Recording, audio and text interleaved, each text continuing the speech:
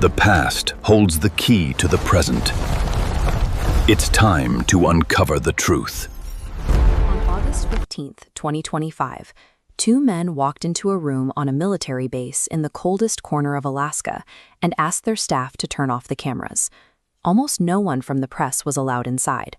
One of those men was the President of the United States. The other was the most wanted man in the world. And yet, America greeted Vladimir Putin with a full presidential motorcade and a warm handshake. This meeting took place against the backdrop of a 3-year-long war in Ukraine, a conflict with hundreds of thousands of casualties, leaving European cities in ruins.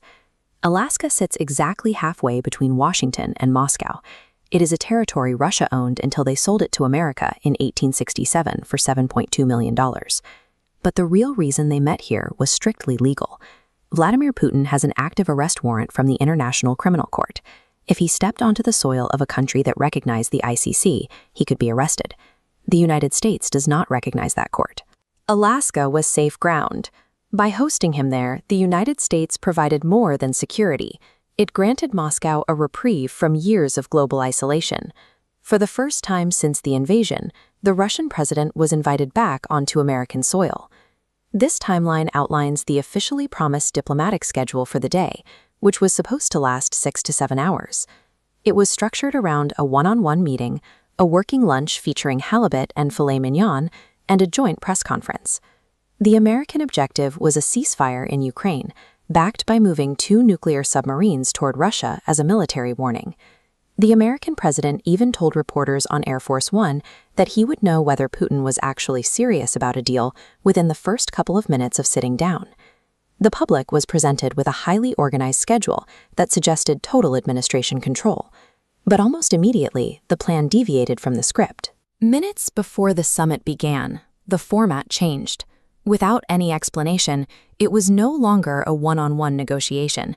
Secretary of State Marco Rubio and a special envoy were suddenly added to the room, and the runtime was slashed in half. The talks lasted just 3.5 hours. The working lunch was canceled entirely. Both leaders eventually walked out, refused to take questions, and flew home on separate planes. There was no ceasefire and no agreement. The morning of the summit, guests staying at an upscale hotel near the base discovered official U.S. State Department documents abandoned on a public printer in the hotel business center.